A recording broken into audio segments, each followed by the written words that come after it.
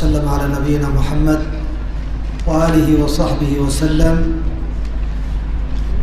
قبل إني سافرت محرم الآن أدوي هاي سفر نقمية وحرام بنانا. النبي عليه الصلاة والسلام لا تسافر المرأة مسيرة يوم وفي رواية يومين أو 3 أيام بلياليها إلا ومعها زوج أو ذو محرم.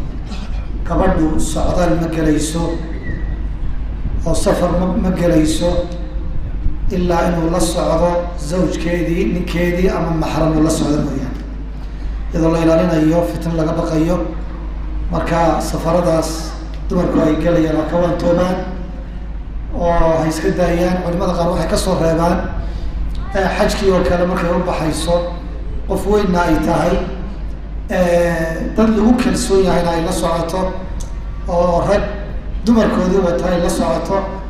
xaaladaas oo kale oo culimo kale ay leeyihiin iyada lafteeda lama ogola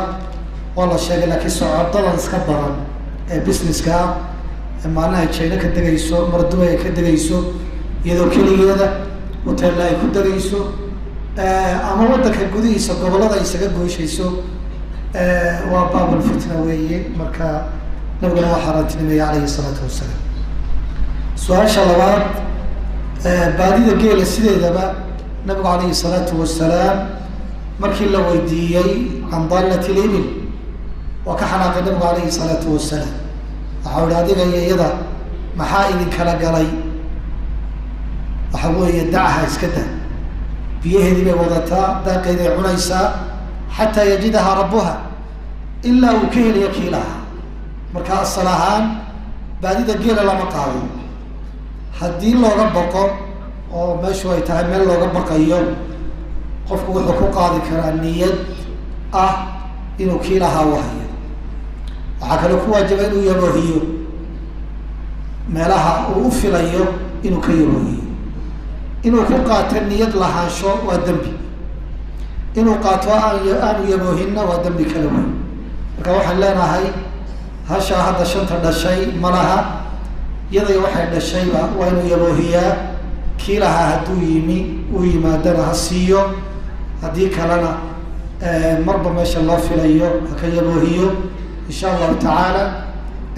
ilaahayna ha uga toobad keeno oo ay khaladku ku dhacay inuu qaato aanu yaboohin muddada intaa leeg dambiba ku dhacay ilaahay uga toobad keeno. ta ugu dambaysa fitnatu dajaal maxaa looga hadli waaya waa laga hadlaa maanaa laga sugaya tol carabka inaan ku ballaadhiyo caawa la waayaan filaya wa min fitnati almaxya wa min fitnati almasiix addajaal wuxuu nabigu ku sheegay calayhi salaatu wasalaam fitnada ugu weyn ee ummadda ku imanaysa inay tahay fitnatu dajaal ما بين الخلق إلى قيام الساعة فتنة أعظم من الدجال. ولنبي عليه الصلاة والسلام أبوك إلا قصوا بلاره بن آدم إلا قيامها لقى على فتنة كوي دجال مجهول. مركا أيضا إن شاء الله تعالى وأنا لقى الله دون إن شاء الله تعالى والله أعلم.